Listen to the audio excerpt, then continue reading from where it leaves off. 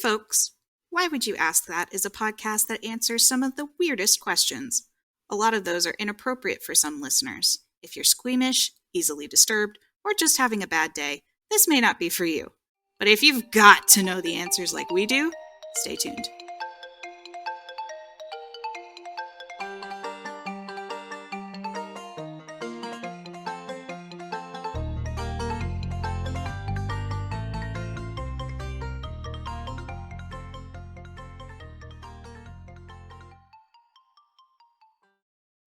Why would you ask that?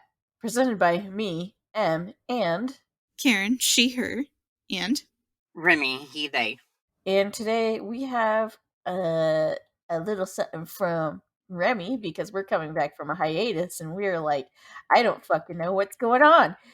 And we've been really into cults lately. I don't know if you listened to this last episode, our ancient cult episode from another time, another world, another podcast. But we're gonna run with that. And we're probably gonna be splitting this into two. We'll see. So Remy, what do you got for us?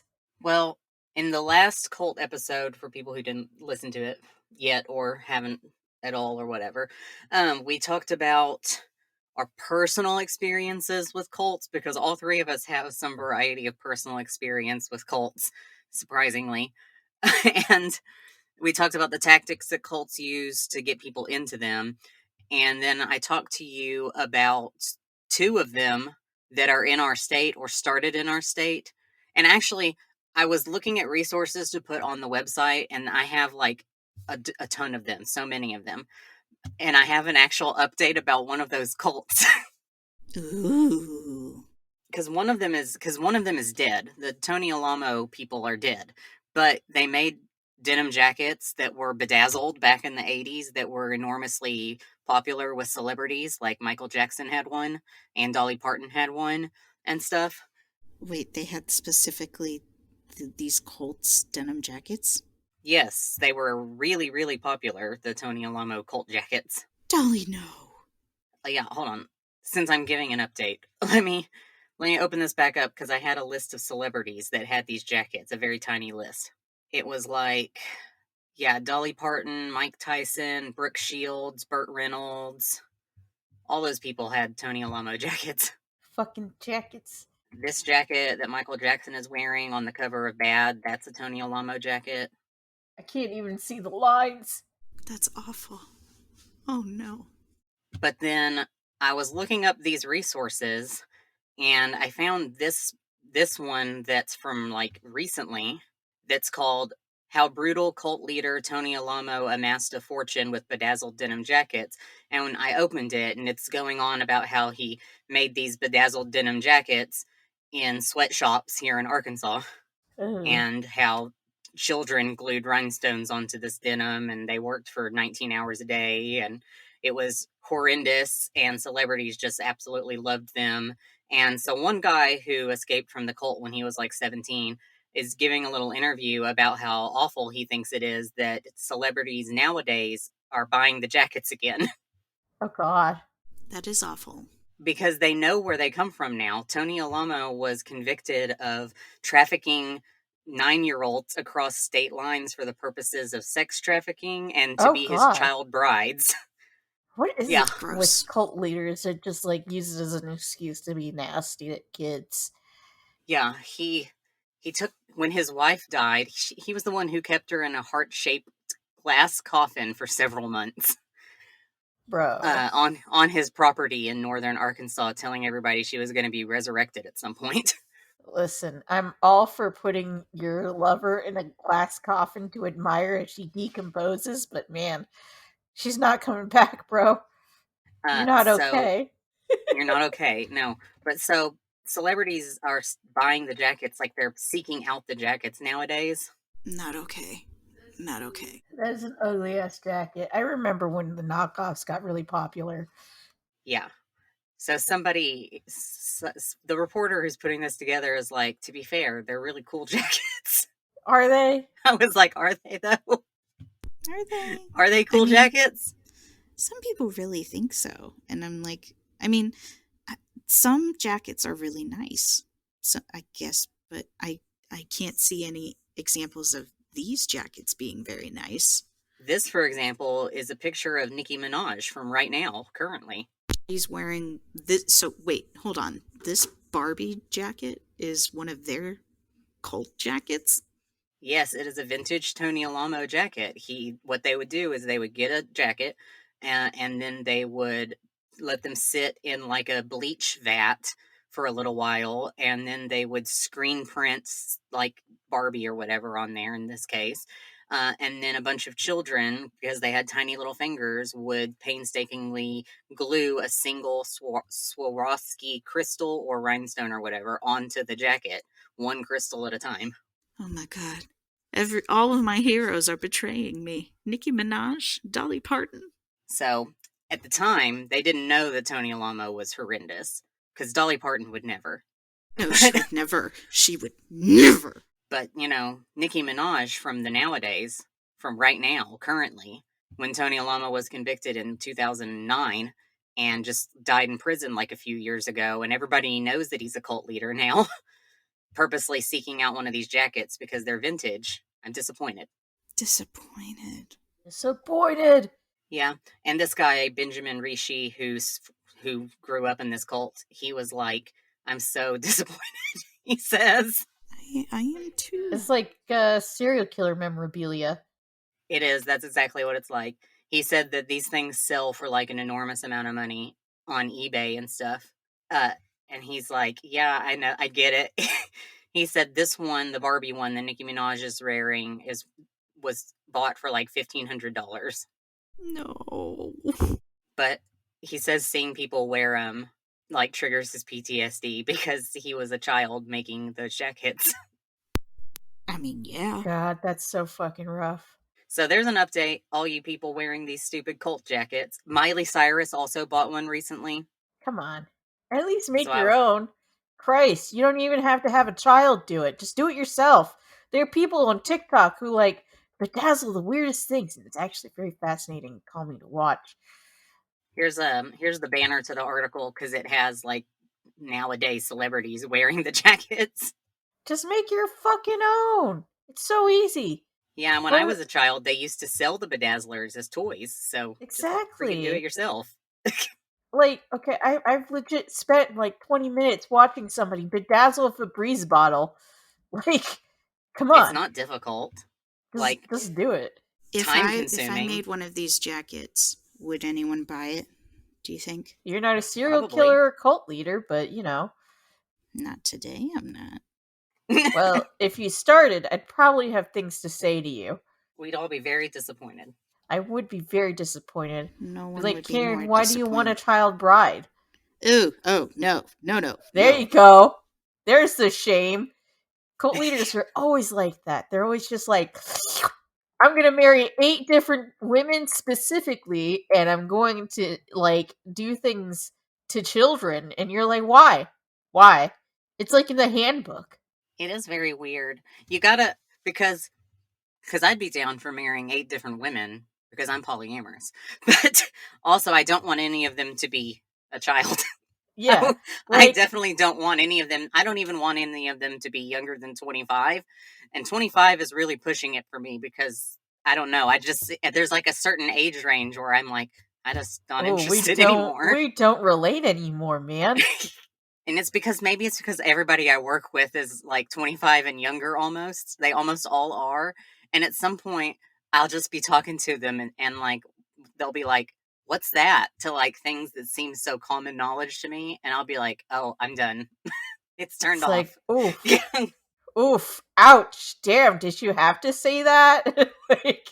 Yeah, I shrivel up and die inside and it's over. Yeah. Like about 5 years away from wherever I'm at. It's like lower is where I am. So yeah, anyway, I had that update that I found very disappointing. I just wanted to, because we recorded that initial cult episode back when you guys had a different podcast and I was just a guest host. And so I wanted to record a podcast episode on this podcast about cults also. Like a updated cult podcast episode. Fun. Cults are everywhere, which is a good segue into my opener, which is, to begin with, whether you all realize it or not, America was literally shaped by extreme religious movements. Every November, we celebrate Thanksgiving, which is meant to celebrate the Puritans coming over here in search of religious liberty. And it depends on where you are when you learn the story, like where you are in the country, what school you're at, that kind of thing, when you hear the story. Because I know I learned the story of the Thanksgiving down here in the Deep South, and I heard it as religious liberty, but that's not why they came over here. Why did they come over here? Glory, God, and gold. There you go.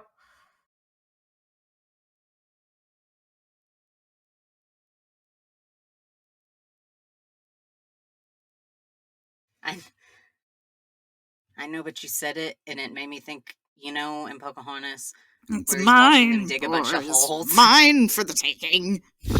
Yeah. There's a scene where he's watching him dig a bunch of holes, and he's just like, do you know why they hate us? And the dude, his little twink boyfriend, is like, because we dug up their land and stole all their... Yeah. And then he sings his Mine, Mine, Mine song. Yeah. The only thing good about that movie is Wiggins and the music. Yeah,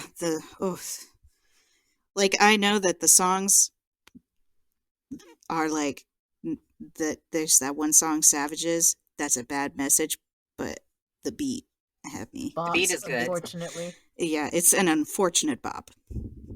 But also, the song goes back and forth where the natives are saying that the white people are savages for the way that they're acting, and then the white people are like, but they're savages because they're different from us, which is literally a line from the song.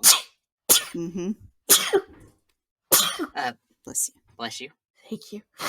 But the Pilgrims came over here, like, I know a lot of schools say that they came over, bless you,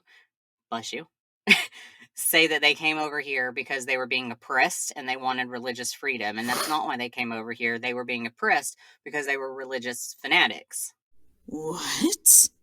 Whoa. This is news to me. I thought pilgrims were all about peace, love, and not rock and roll.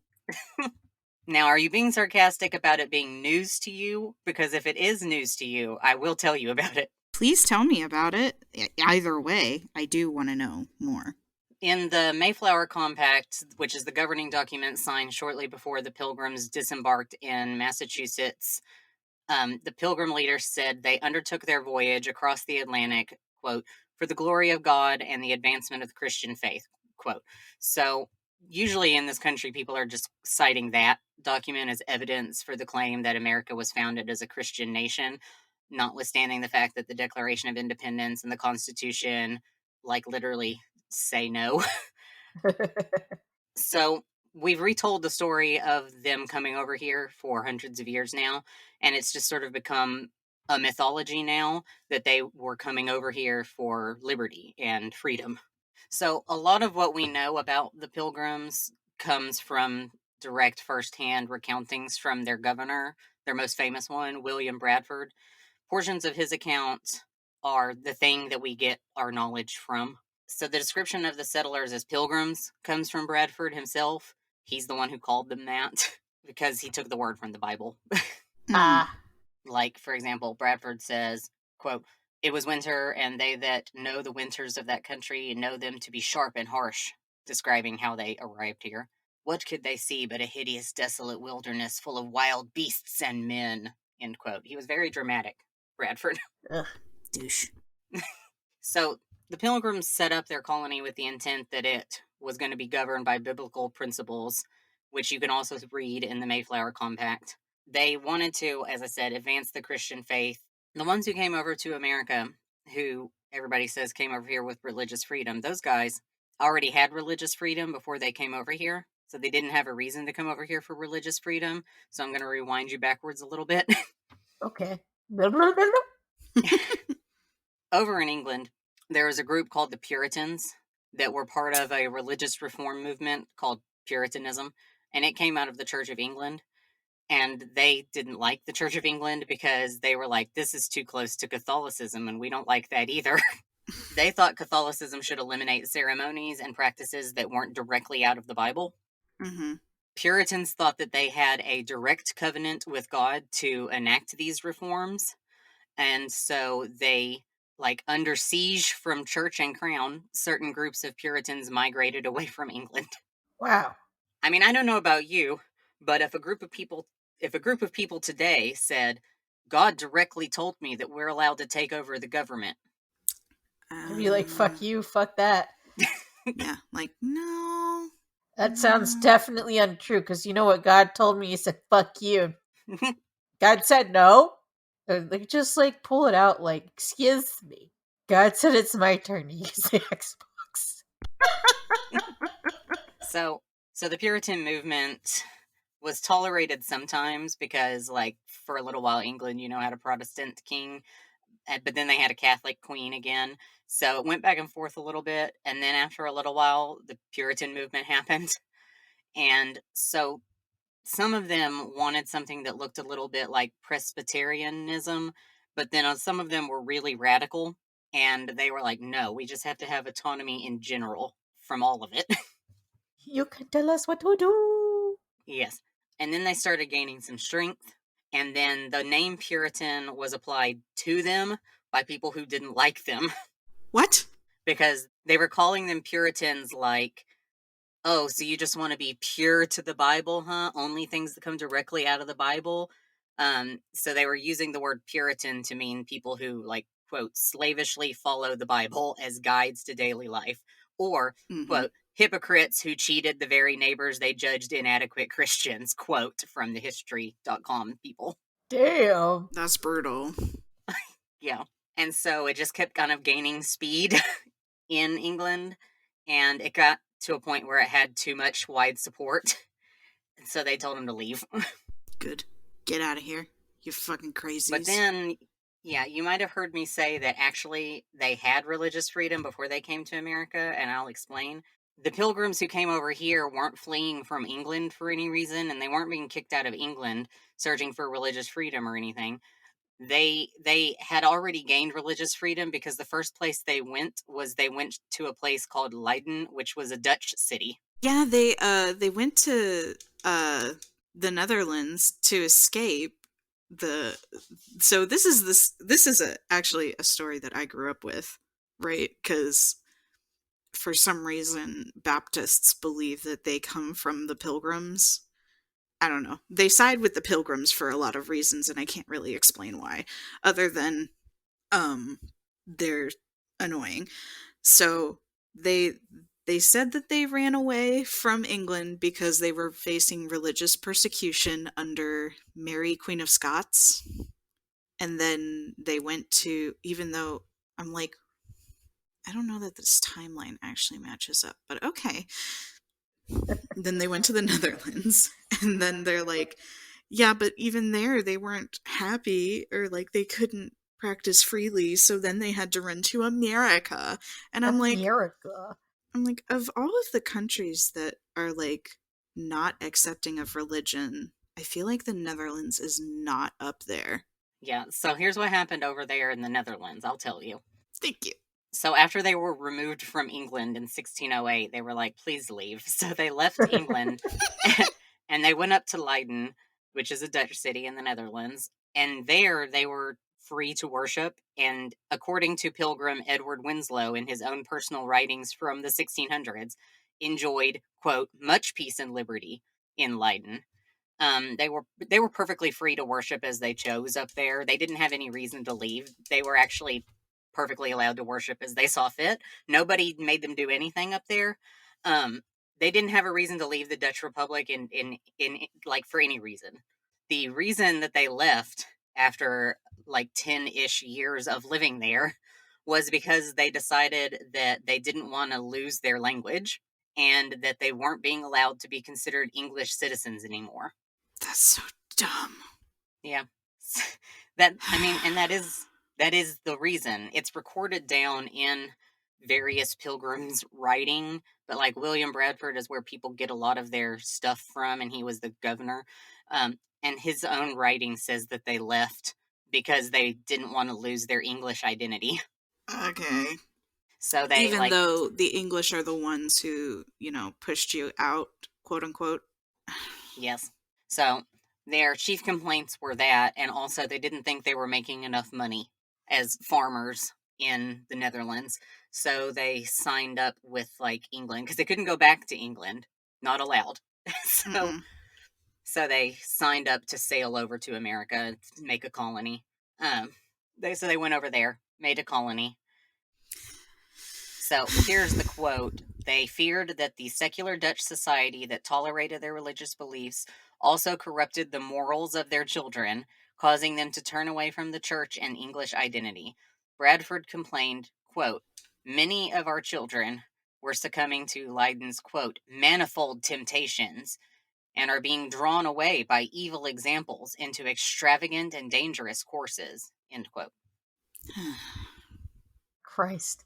So they came over here with the purposes of setting up a colony so they could just do whatever they wanted over here and nobody was going to tell them otherwise, and also not make them not English, and also because they wanted to evangelize over here to the people already living here. And a quote from Bradford, quote, to propagate and advance the gospel of the kingdom of Christ in those remote parts of the world, end quote. I hate religion. Sorry. Yeah. So I will circle back to what I said. They left England because they were religious fanatics who England didn't want. And then they left the Netherlands because they wanted money. They didn't think that they were having the right kind of religion over there. And they couldn't proselytize.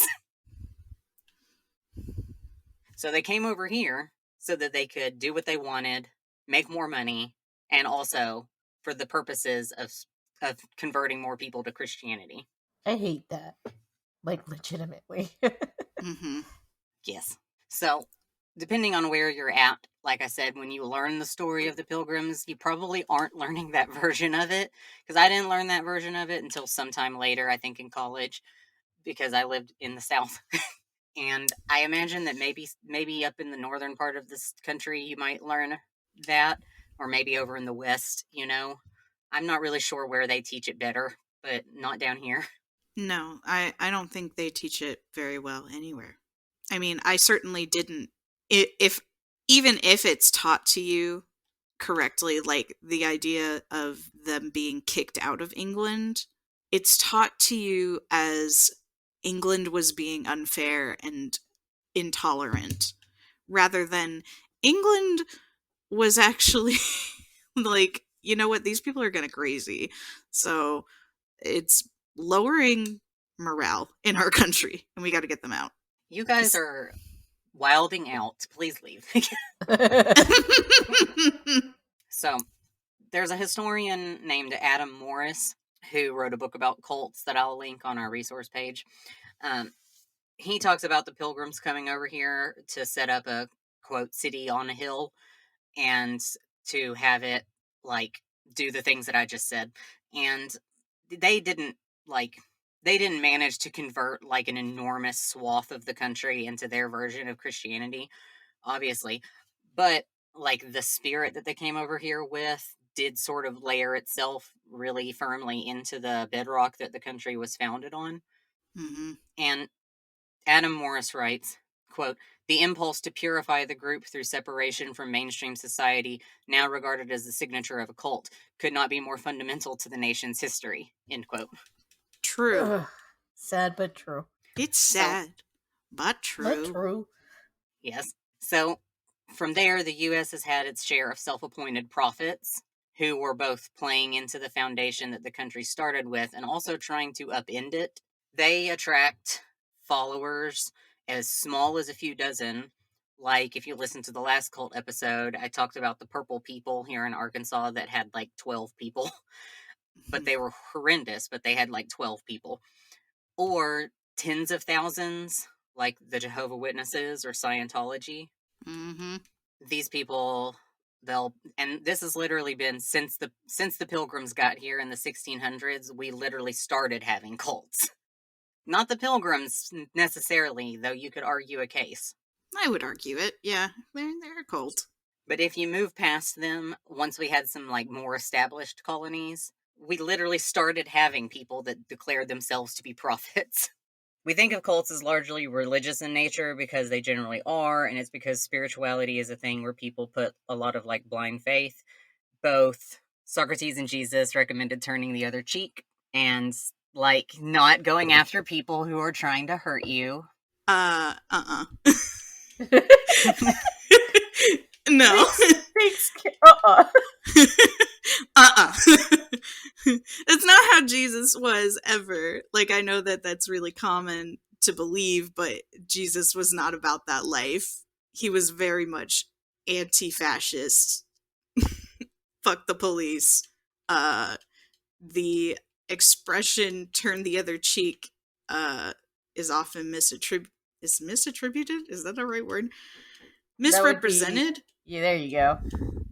Yeah, it's it doesn't really mean what a lot of people believe that it means.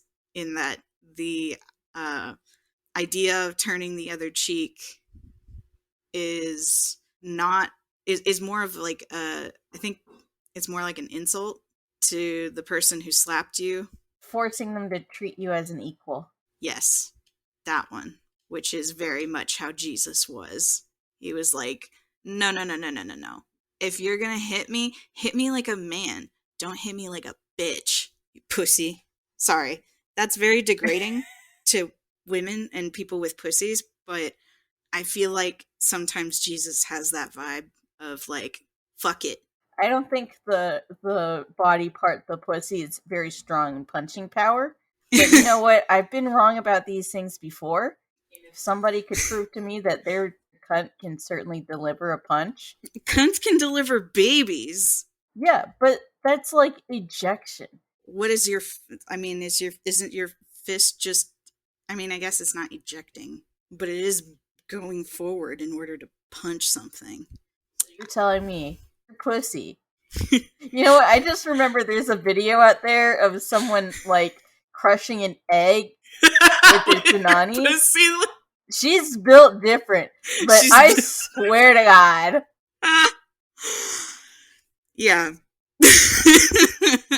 But seriously, you're not going to be doing major damage by No. Puss. I use pussy and dick interchangeably, and I'm realizing this may be a problem. It's not. I love the direction this went. Remy, do you have the exact like understanding of this phrase? Because I know I just know that it's not attributed. It's never used correctly.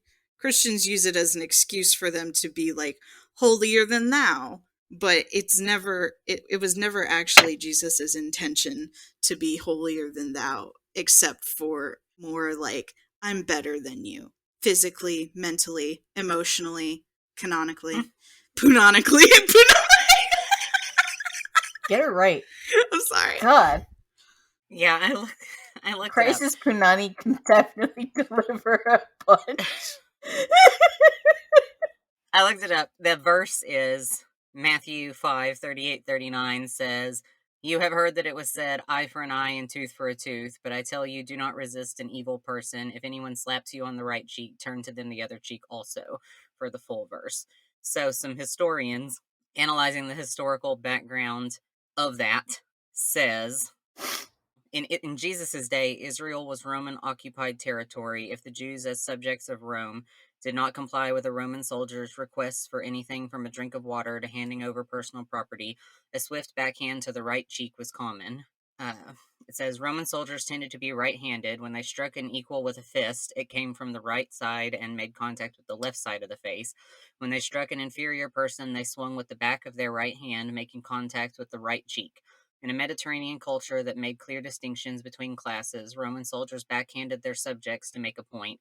These were second class. So he goes on to say that they would have backhanded their Jewish subjects, which was a far more demeaning, regular slap. It was degrading. It was what you gave to an inferior or a slave.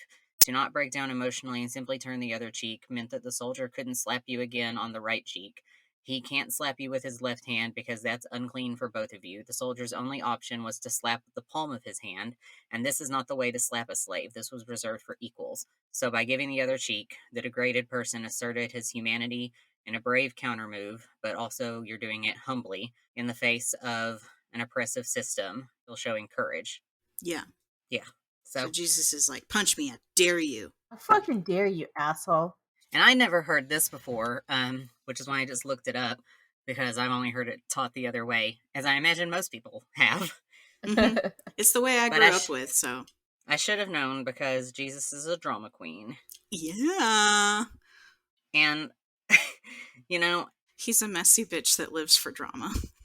every time I say something about Jesus being peaceful or whatever, my husband says, nobody remembers the Jesus that sat down and braided his own whip about those tax collectors in the temple. It's one of my favorite things, man. He's like, I'll fuck you guys up. Just like did it right there. Just like, oh, that's the Jesus I could get behind. Yeah. Just said, hold on just a minute. Went outside, bought the strips of leather from the market, came back, sat down. He's like, give me a minute. Hold my beer. Yeah. I don't think I've ever heard it this way, so that's nice. That's good to know. Invalidated my example. We've all learned a thing. We've all learned today. I love badass Jesus. I wish more people appreciated badass Jesus instead of turning him into, you know, what people say simps are. They're like, oh, they turn him into, you know, a sniveling little guy who's just like, hey, I'm just a little guy. And then I was going to say, both Socrates and Jesus were killed for their beliefs, but we don't celebrate Socrates' birthday, but we do celebrate Jesus' supposed birthday. And it's because even though religions appeal to ethics, spirituality lets you give yourself over to something that's higher up than you. Like, you get to just follow something else that you feel knows better than you about what's going on. And that's just appealing to a lot of people. Who died and made Plato the boss of ethics? Or no, who died and made... It was actually Aristotle. Were we talking about Socrates? Fuck. Yes, we are. We're talking about Socrates. The joke is, who died and made Aristotle the boss of ethics? The GD points at the at the chalkboard and says, Plato! Because that's what happened. A good joke. It's such a good joke. Everyone watch The Good Place. It's a good show. Yes. So, the literary translator and scholar that I was talking about in the last paragraph, Adam Morris, he wants to make a point also that, like, cults during the beginning of the United States as a country also were pushing for progressive and liberal ideas, things that we would consider progressive and liberal ideas now, but were also then. And that's really interesting, and that's largely what I'm going to be talking about today, because this is a huge topic, so I'm just talking about two people. But the two people that I'm talking about are from, like, the 1700s and, beginning portion of the 1800s to mid-portion. And they're just going to show you the kinds of things that exhibit, like, those, what we would consider to be liberal things. And just show you, like, the weird direction that cults took a turn in. Gotta love them. Because these two people and their groups are still cults, but they're very mild in comparison to the things that we have now. Yeah. Someday we should talk about the cult of the Gnostics. I mean, we're doing a whole cult series right now. I mean, we could just keep going if you wanted to. Go research it. You talk next time. Oh. So, the type of Christianity preached inside new religious movements that became cults in the 17 and 1800s was one that was often either celibate or polygamous, often anti-marriage and traditional family structure, and in favor of, like, a communal living and child-rearing situation. Members were often enlightened by their day on matters of gender, race, and sexuality, and held ideas that you might call, like, socialist ideas today. And that's things like everybody should have access to housing and healthcare and things like that. Yeah. Who'd have thunk? So the end of the 1700s and the beginning of the 1800s was right around the time of a religious movement called the Second Great Awakening in this country, and new religious movements and ideas kind of exploded all over the place. What we might call, like, evangelical practices were used by groups that we would consider left-leaning by today's standards. Back then, the left-leaning group were the ones doing the evangelical stuff. So those groups were preaching social reform and progress. Like, they were preaching that they wanted their churches to be interracial or women to have like the same roles and responsibilities that men had. So tent revivals and circuit riding were a big thing to do to like spread these messages. They would send like preachers on horses out to the frontier to preach to people. Pony Express. And another big idea at this time period, right here at the like end of the 1700s and into the 1800s, was this message that Christ was going to be returning just very soon. Just very soon. Just very soon. Yeah. The message was he's not. The message was that they figured it was going to happen by the mid 1800s. They said probably at the end of the century.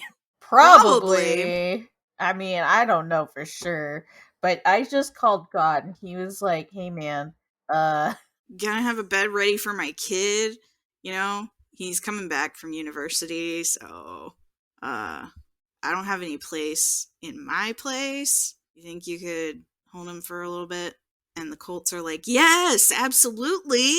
We love your son." And God's like, "That's a little weird. Okay, that's a little much. Okay.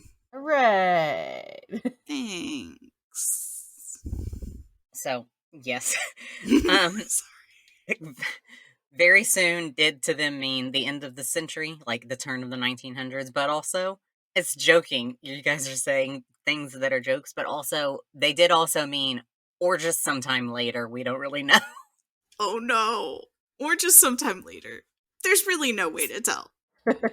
Because, like, nowadays, doomsday cults put, like, really clear dates on things. Like really, cults will be like, the end of the world is going to happen at 3 p.m. on May 12th, 2012. And people are, like, watching their clocks. Like, they said 3 p.m. And back then, they were really like, okay, it's going to hit the 1900s, end of the century. Probably it's going to happen then, but this could also mean in 1,000 years, was legitimately what they meant. Oh my god. Y'all. Yeah, their estimation was by the end of the century or by the end of the millennium. That's our time frame. Y'all. I mean, I understand why they're doing it. It's to cover their asses. It sounds It might happen. It sounds so fake. Perhaps. So this idea, this thought process was in mainstream religion, not just the cults. This was everybody's thought process. Yeah. Like, revelation. The end times will happen. We don't know when. At some point. Soon, at some point. The guy who wrote it was, in captivity, was dealing with, sorry. I love the idea of in captivity. Yeah, he was in prison. Okay, on an there island. we go. Because when you say in captivity, I'm like thinking of a tiger pacing its cage. And I'm like, okay, that's really weird, but alright. Nah, like, he was literally in an island, basically by himself, because they were like, "You're fucking crazy." And he's like, "The angels have 1,000,000 eyes, man." They're like, "Wow, we don't really know what to do with you." And he's like, "I'll tell the world. I'll tell the whole world about the future." Yep. Wow. Why does everything come back to SpongeBob? Because, like religion. Well, it's getting to be kind of like the Simpsons effect, you know? Yeah. In particular, up in New York, there was so much of this happening that area became known as the burned over district because it was a religious fever and it burned over everything. So with all of these messagings going on, a boom of religious stuff, and then also everybody being like very paranoid that Christ was going to come back at any point, it's no wonder that we had just a bunch of cults and messiahs just sort of springing into existence like wildflowers. It's funny because the idea of Jesus coming back at any second was actually something I was super afraid of as a kid. Really? Yeah. Oh. Sorry. Good. Yeah, I was horrified that he would come back, and they always said, "Yes, he'll come back when you least expect it." And I was like, okay, so I just always have to expect it. Because I didn't want I didn't want the world to end. I didn't want my dad to go to hell. Oh no. I was like, I want to be with my dad as long as possible. So I just have to anticipate that he will never come back. Or You that just he's assumed- definitely coming back today. Today's You the day. just assume your dad was going to go to hell? Is that what you just said? No, yeah, kids would tell me that all the time. Because my dad's an atheist. Oh, okay. I did not know that about your dad. Oh, yeah. Yeah. My dad's an atheist. And, yeah, I grew up in, private schools, private Christian schools, I should say. And yeah, kids would tell me all the time, yeah, your dad's going to hell. So to fight that, I was just like, nope, the rapture isn't happening. Because the rapture is happening. The rapture's coming today, and I know it's coming today. So that means it won't come today. I know. Sorry, not to make No. fun of you. I'm sorry. It's like, how do you come back from that? Okay, Karen. So sorry. Answer, you don't. You don't. That makes me sad for you as a child. She's okay. She got over it eventually. You're past it now. Yeah, we're past it now, mostly. Okay. So I'm going to talk about two people, just two of them, because it's a big topic. We'll just talk about more culty people. There's just so much to talk about. We should just move through history and talk about some big ones, because cults are weird, and that's what we talk about here. Yes. Okay, so I'm going to talk about somebody who arguably led the first cult if we're discounting the Puritans. Okay. So Pilgrims in don't 17... count. Except they do. So in 1752, a Quaker pacifist named Jemima Wilkinson was born. Jemima was the eighth child born to Amy and Jeremiah in their Quaker Society of Friends. And then Amy would die later, giving birth to the 12th child in the family. Wow. That's a lot. Yeah. I don't know. At that point, I'd be like, okay, phew, thank God, that's over. Take me. Yeah. Yeah, I don't want to do this anymore. So Jemima was reported to be very attractive, strong, very athletic, a very good horse rider, and a very avid reader, could memorize and recite long passages of books by memory. Ooh, pretty and smart. Pretty and smart and athletic. Yeah, Mary Sue. In the 1770s, Jemima started attending meetings at a different church outside of the Quaker faith called New Life Baptists. And that group emphasized individual enlightenment.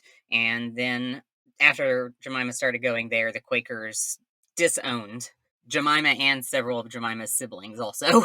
The siblings were disowned for different reasons. Like, two of the brothers fought in the war, like the Revolutionary War. So two of the brothers were fighting in some pre-war fights. Pre-war fights. Yeah, because this is 1770, so the Revolutionary War stuff is happening, and so her two of the brothers were fighting in that stuff, and then a sister and I think another sister got disowned from the Quaker Society of Friends for other reasons. I think one of them had sex. Whoa! And I don't know what the other one did.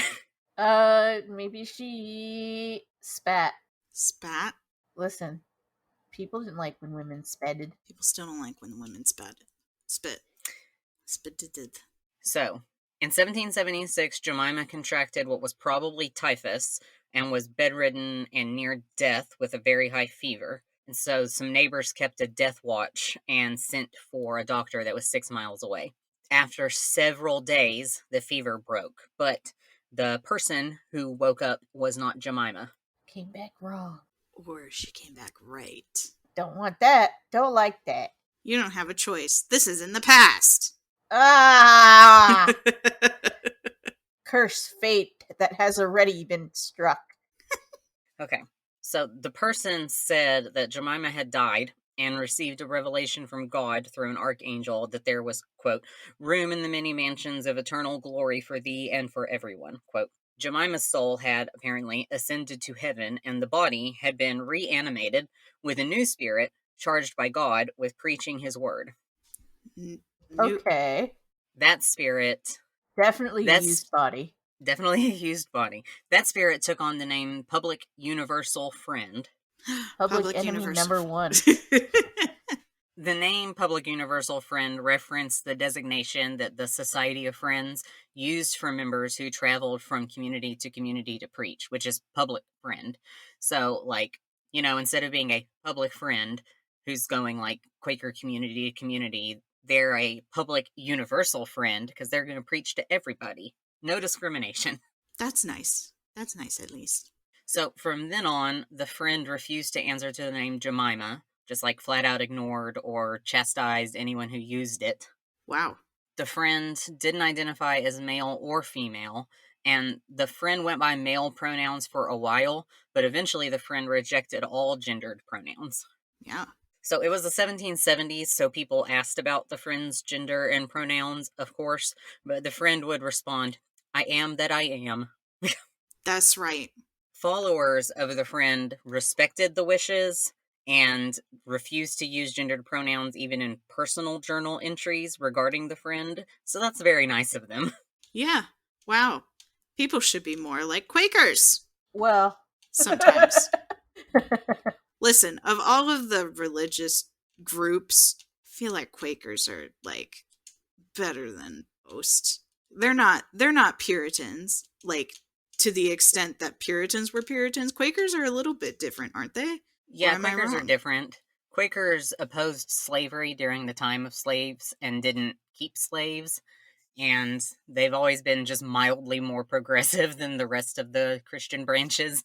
Yeah, they're like, we are what we are. Whatever. In 2009, Quakers said they're fine with same-sex marriage. What? Quakers? What? Should we be Quakers? Telling me to bow my head to somebody I've never met? No, of course not.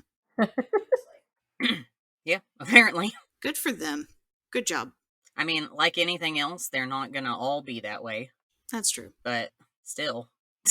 Yeah, it says, "We affirm the love of God for all people, whatever their sexuality or gender identity. In 2009, we asked the government to change the law to treat same-sex partnerships in the same way as opposite-sex marriages. Now same-sex Quaker couples may marry in our meeting houses." Huh. Yep. And one of the Quaker people said, "As human beings, we long to experience love, to find it central in our lives. We want not only to be given love, but to give it. Love liberates us from the prison of ourselves. The true measure of an intimate relationship is its degree of selfless love, a love that isn't proprietorial or exploitative, but tender, responsible, committed, equal, a love that feeds its transforming messages of hope and happiness benevolently into society day after day." Well, I mean, they're correct. Was Jemima actually good? It says, "Believing that each life is sacred and of unique worth leads Quakers to work in countless ways for a more equal, peaceful, and sustainable world." Wow. Quakers. Who would have thought? Not me, obviously. Yeah, obviously. I'm just fucking confused. We're gonna have to look more into Quakers. It says, "Often at the cutting edge of social change, Quakers were the first church to push for equal marriage and the first to disinvest from fossil fuel extraction." Fuck me. They're like, yeah, fuck that noise. Just looked at my to-do and said, They also refused to fight during World War I. Yes, they are pacifists. They said they refused to fight because they refused to kill. I think that's like one of the key tenets of being a Quaker, and I know that they like killing a Quaker is just bad. That's always kind of been like whenever I heard about like old timey true crime stuff, they're like, and he was a Quaker, and I'm like, oh, you can't kill a Quaker.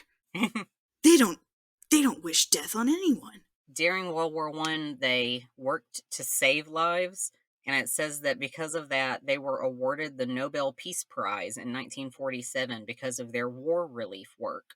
Damn. Also, off to the side, it said that the Quakers are demanding a ban on conversion therapy because it is unethical. Oh my god. Okay, wait, hold on. Obviously, no organization is necessarily perfect in every way. But damn, they get a little bit close, huh? Yeah, they're pretty good. Like, I might look into them a little bit more. Be like, what's this all about? just because I do align with a lot of the values and ethics of Christianity. It's just, I'm disillusioned. And all of that came from an LGBTQ news site, just so my source is out there. Dang. And it wasn't coming from a religious site. Not from a Quaker website. Nope, not from a Quaker website. The Quakers didn't tell us to put this up. Yeah, the Quakers are sitting there like, huh. So, that's interesting. Anywho. Yeah, we've learned today. Okay, so the friend began dressing in a way that was perceived to be either androgynous or masculine, in long, loose clerical robes, which were often black, and wore a white or purple kerchief or cravat around the neck like a man of the time. Now I can show you the picture. Yes, show me. Hit me with that picture, ba-da, ba-da. Aww. Yeah, they look very androgynous. I love them. I love this creature. The preacher did not wear a hair cap indoors, like women of the era would have, and outdoors wore a broad-brimmed, low-crowned beaver hat, a hat made of beaver fur, not one that looked like a beaver, just for clarity. It was of a style worn by Quaker men. Friend began to travel and preach throughout Rhode Island, Connecticut, Massachusetts, and Pennsylvania, accompanied by brother Stephen and sisters Deborah, Elizabeth, Marcy, and Patience, because all of them were disowned by the Quaker Society of Friends. What? Yeah, all of those siblings were disowned by their original Quakers Society because they had been doing various activities that the Quakers didn't approve of, like fighting in the Revolutionary War, or having premarital sex, or going attending other church services, those things. Punk. So the Friends' siblings, brother Stephen, and sisters Deborah, Elizabeth, Marcy, and Patience all came with Okay. as the original followers. Supportive early family. on, We love a supportive family. So early on, the public universal friend preached that people needed to repent of their sins and be saved before an imminent day of judgment, because that was the message of the time. The preacher predicted that the fulfillment of some of the prophecies of Revelation would begin around April of 1780, which was about 42 months after the universal friend began preaching, and interpreted New England's dark day in May of 1780 as a fulfillment of that prediction. So I'll tell you what the dark day is. Everybody closed their eyes that day and saw nothing. A little bit. So Oh, okay. I assume that a lot of people don't know what it is. So the New England dark day was a day in May of 1780 when an unusual darkening of the daytime sky happened. For several days before the dark day, the sun in New England appeared to be red and the sky appeared yellow. Like for days, it looked that way, which was probably very disturbing for 1780s people. Yeah, it would be disturbing for me now. My phone would be out. I'd be like, what the fuck is happening? Then I'd Google it because I have Yeah. the technology. Yeah. So then everything went dark. So while the darkness was present, soot was observed to have collected in rivers and in rainwater. And when the night came, observers saw the moon was red. So, Love that. so the primary cause of the event is believed to have been a combination of smoke from a forest fire that was going on, like not even near them, but just somewhere else that they weren't unaware of, and a thick fog and cloud cover. So all Oh, those you know things what? can, I've seen this yeah, before, like okay. in person. Because you lived It's in terrifying. California? It was in BC. There was forest fires going on. BC is very flammable. A lot of the Pacific Northwest is. And the west of the continental United States. North America. Yeah. So, yeah. Forest fires, thick fog, and cloud cover all combined together to make it such that the darkness was so complete that candles were required during the daytime for people to see. And that lasted from noon on the one day all the way until middle of the night on the next day. Bro. And it was dark like that, literally from Maine all the way down to New Jersey. Wow. That's a lot. That's a lot of darkness. That's like seasonal affective disorder level. Yeah, it was very dark. And here's a quote from Revolutionary War soldier Joseph Plum Martin, who wrote in his journal, quote, We were here in New Jersey at the time the dark day happened. It has been said that the darkness was not so great in New Jersey as in New England. How great it was there, I do not know, but I know that it was very dark where I then was in New Jersey. He's like, bitch, it was dark here. Yeah. So much so that the fowls went to their roost, the cocks crew, and the whippoorwills sung their usual serenade. The people had to light candles in their houses to enable them to see, to carry out their usual business. The night was as uncommonly dark as the day was. End quote. So down in New Jersey, it was even that dark. I don't know how dark it could have possibly been in New England if it was darker up there. So the friend said, okay, you see, it was like this, like for several days, the sky was yellow, the sun was red, the moon was red, and then for 2 days, it was pitch black out here. And then for days after, it was also red. So my prediction has come true. So everybody just accepted it and moved forward. Yeah. Because nobody questioned afterwards. Like what would normally happen with a cult, is the cult leader would predict a doomsday event and then it wouldn't really happen. And then the cult would like break down. But actually the friends cult just got stronger afterwards. That's definitely. Ooh. And the friend could not have possibly known that this was going to happen because the friend said in April of 1780, which was 2 years later, they said in April of 1780, crazy thing is going to happen, like something out of Revelations. And then in May of 1780, this happened. So there was no way to know.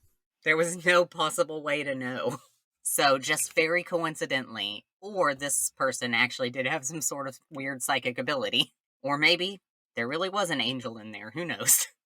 I don't know. Gender non-conforming people can do some really amazing things. So everybody looked at the friend and was like, whoa, there's no possible way that this would have happened unless the powers were correct. So the cult just got stronger. So the friend, let me just go through some like theological beliefs and such. The friend did not bring a Bible to worship meetings. Those meetings were initially held outdoors or in borrowed meeting houses. The friend preached long sections of scripture from memory to huge audiences of men and women gathered together. Popular newspapers and pamphlets covered the sermons, but also didn't really cover the sermons at all. Instead, they just talked about gender and like what's happening with the gender, like a tabloid. This week's pronouns. None. Yeah. And the newspapers just tried really hard to understand what was going on with the ambiguous gender presentation. And this was because the theology that the friend was preaching was fairly similar to what the Quakers were already preaching. One person who heard the friend do a sermon in 1788 reported, quote, "From common report, I expected to hear something out of the way in doctrine, which is not the case. In fact, I heard nothing but what is common among preachers," end quote. Care for your fellow human. Yeah, that sounds familiar. Do not be an evil bitch. That's pretty reasonable. You're allowed to scratch your dingle. Oh, thank God. You're welcome. So, the Friends' theology was so similar to that of mainstream Quakers that the Friends supposedly wrote 2 books, but one of those 2 books was a plagiarism of a Quaker book. Oh. Was how similar the theology was that it wasn't even noticed right away. Yeah. The Quaker who wrote the other book, his name was Isaac Pennington, and he was an early member of the Quakers from the 1600s who wrote a book, which I think was just called Works. And the friend just copied the book and plagiarized it and published it under the Public Universal Friend and said, I thought it would just be better received if it had my name on it. So, but the theology was so similar that nobody even paid attention to it right away. So the Public Universal Friend, really getting into the beliefs, rejected the ideas of predestination and election, which in the terms of religion means predestination means that all events are already pre-planned by God, and election means that God chooses a particular people or group of people for eternal life and salvation. The child. Yeah. So the friends said, these things are stupid and I don't believe in them. The friend believed that anyone, regardless of gender and regardless of whose group you belong to or whatever, could gain access to God's light, and that God spoke directly to individuals who had free will to choose how to act and believed in the possibility of universal salvation, which just means that everybody who is sinful and alienated can be accepted and receive salvation from God because God has divine love and mercy. Yeah. Nowadays, even nowadays with mainstream Christianity and Christian churches, the concept of universal salvation is rejected by a lot of mainstream Christian churches because you still need to be part of the group and the faith itself to be able to receive salvation. And the friend said, no, you don't. The friend just thought that a human being in general was deserving of salvation and that God would give it to you. Imagine. Yeah, so nice. So the friend also called for the abolition of slavery and persuaded in 1776. Yeah, ish. And persuaded followers who had enslaved people to set them free because the friend had members of the congregation who were black, and those people acted as witnesses for manumism papers, which are, just in case anybody doesn't know, papers for the release of people in bondage. So the black members of the congregation stood there as witness for those papers to be signed. So that's pretty great. I support that. Yeah, we're fans.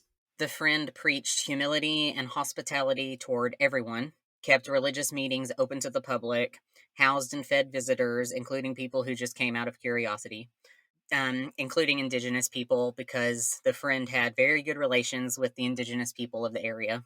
Like, the friend had good enough relations with the indigenous population of the area that when the United States government was trying to broker treaties with the Haudenosaunee people, they had the friend come and speak at one of the conferences. Even though women were not allowed to be present during the peace treaties signings per the U.S. government, because they were very much present on the other side, on the indigenous side, and spoke all they wanted to.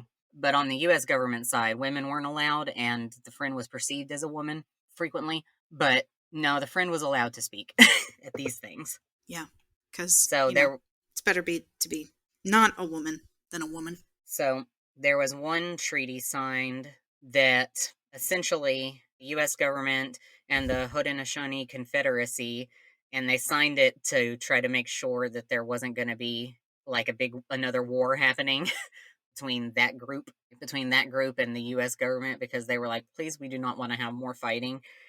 The war is over now. And this treaty had been trying to be signed like a lot, and it kept failing because that group, the indigenous group, feels like treaties should be kept up with, that it was a constant process of upkeep, and the U.S. government was like, no, you sign it and then you forget about it. Yeah. And there was a lot of problems with women being present on the indigenous side because the U.S. government didn't want them to be there and didn't want them to be able to talk. Oh, love that. So, yeah. So the friend came and gave a talk to the Haudenosaunee people and just talked about peace and love and friendship and like needing to get this done so that there could be some of that. And the indigenous people appreciated that and really got down with what was being said. And the treaty got signed. Good.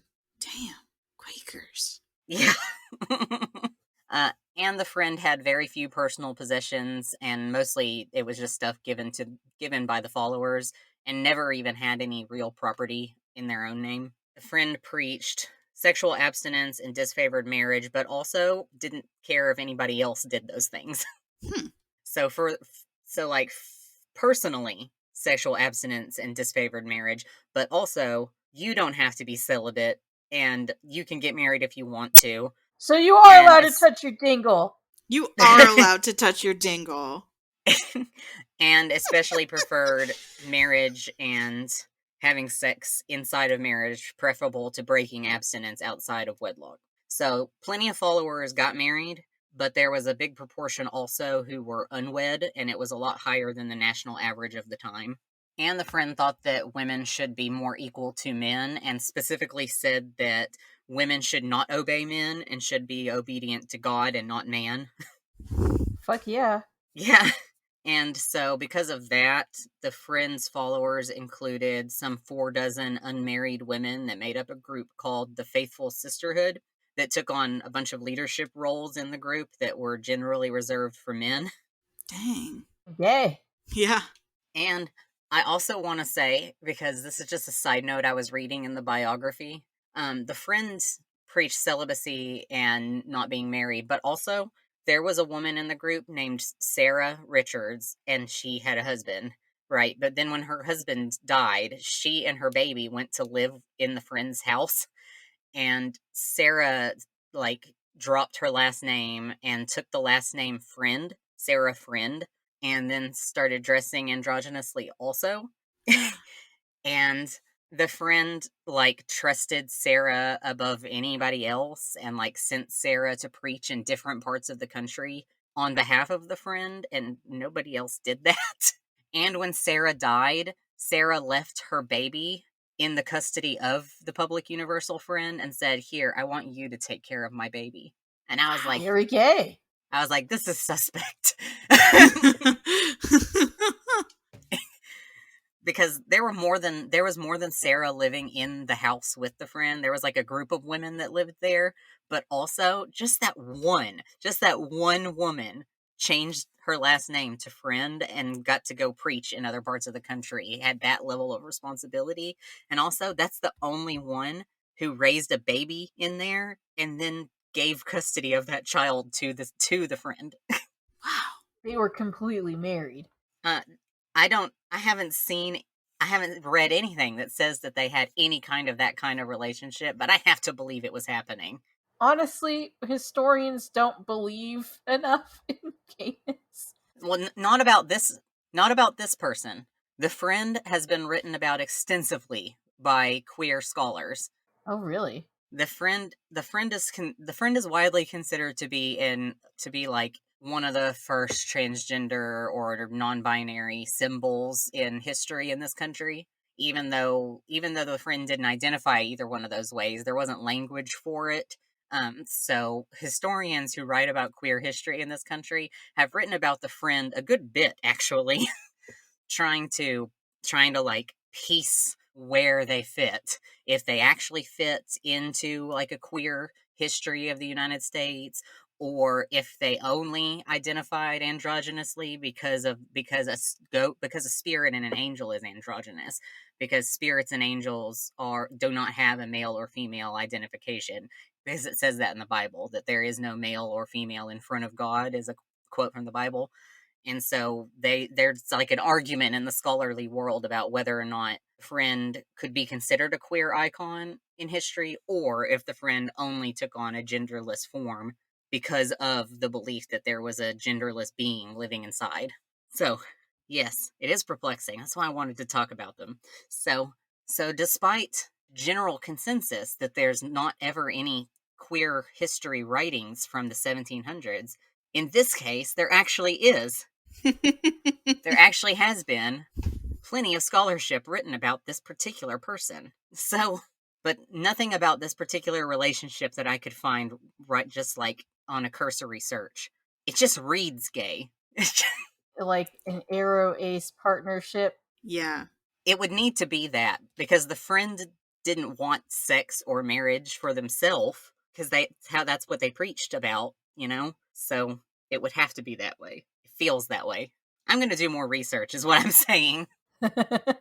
So, You could find their diary. or I'll Sarah's diary. diary you. I'm Ew. gonna do more research, and I'll give an update if I find anything. Delicious. So Always anyway, count on you, Remy.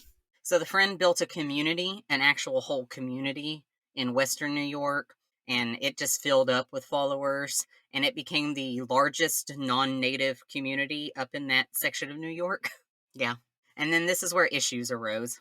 There were problems with land ownership because the borders of the state were shifting still. So at one point, all the followers had bought land for their houses and stores and stuff inside the boundaries of New York. And then the boundaries got reassessed, and suddenly there were 24 houses on the outside of the state. Just stupid. And so then those 25 to 30 people had to come and buy land inside the state again. And that sucks, because then they got charged more money to buy that property than they had been charged in the first place. Ah. And then Yes, and then too many people moved there, so they needed like a new deed for the land because they had too many people trying to live there, and so the deed had to be like redone, and then that cost more money. And at some point, so many people moved there that they just didn't have space, so people started moving out because it was getting too expensive, and it got to be a big mess. Talk about religious intolerance.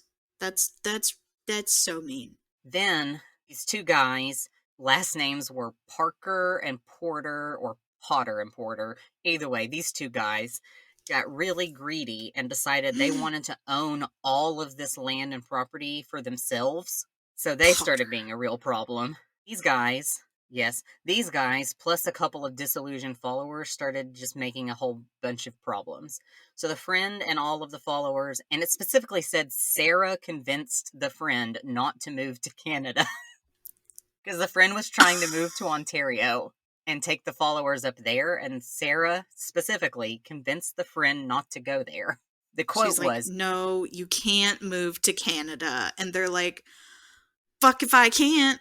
I'm doing it. I'm going to Canada. She's like, you can't go to Canada. You don't even have a job there.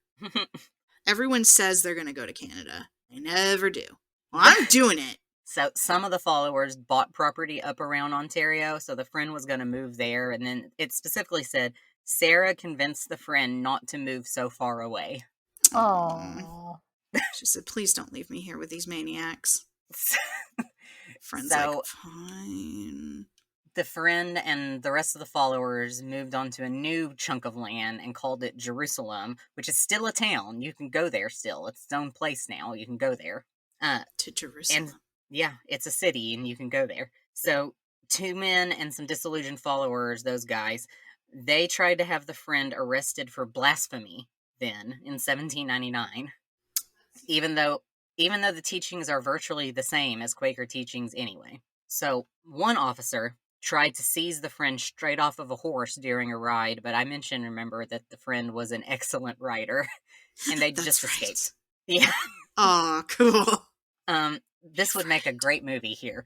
Yeah. Some officers tried to arrest the friend. So instead of just one guy, they brought multiple people this time. Several officers then tried to arrest the friend at home. But then all the women that lived in the house with the friend chased them off and beat them up in the process. Oh, Yeah. hell yeah. They're like, yeah, I fuck know. that noise. And then a third attempt was made, and it was carefully planned, and they brought a whole posse of 30 men with them. Ooh. And I was like, you need 30 people to get this one person. They're So they that brought- good of a rider. So they brought 30 men and surrounded the house at midnight and broke down the door with an axe and intended to carry the friend off in an ox cart. But there was a doctor in the group of men, and apparently the friend was sick. And so the doctor said, hold on, this person is in too poor of a health to be moved. And so they made a deal with the friend and said, you have to come and go to court. I'm making a deal with you. Give me your word. You're going to show up. So the friend did go to court, and the judge ruled that there was no offenses being committed at all, and then invited the friend to go ahead and give a sermon to everybody in attendance. He's oh like, my god. everyone shut the fuck up and listen. All right? You need this. Yeah, you need this more than we do. All right, buddy? God. Yeah. I love it when justice is served once in a while. So the public universal friend's health had been declining since the turn of the century, and by 1816 the friend suffered from some painful conditions, but continued to see visitors and give sermons anyway, and preached a final regular sermon at the sibling patients. And the friend died on July 1st, 1819. The congregation's death book specifically says 25 minutes past 2 on the clock, the friend went from here. So, in accordance with the friend's wishes, only a regular meeting and no funeral service was held. The body was placed in a coffin with an oval glass window set in top and interred for 4 days after death in a thick stone vault in the cellar of the friend's house. And then several years later, the coffin was removed and buried in an unmarked grave in accordance with the preacher's preference. Okay. Just doesn't No just one can doesn't find me. just doesn't want anybody bothering the grave. Does not want worship, does not want people bothering the grave. Yep. And then the Society of Universal Friends, the actual like cult itself, disappeared in 1860. We should bring it back. Yeah. This is like, if you don't count the Puritans, this is generally considered like the first cult, like the first real cult, because it is a cult, but it's like almost nothing like, if you just jump forward to now. It looks almost, I feel like you can't, it doesn't look like anything like what we have now. Yeah.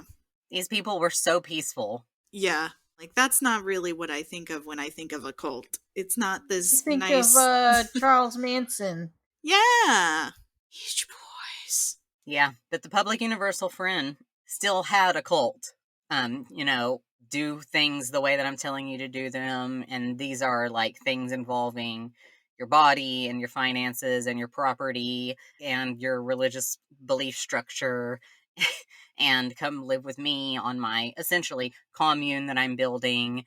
And it's it is a cult, and it has all the hallmarks of a cult, but it's just so nice.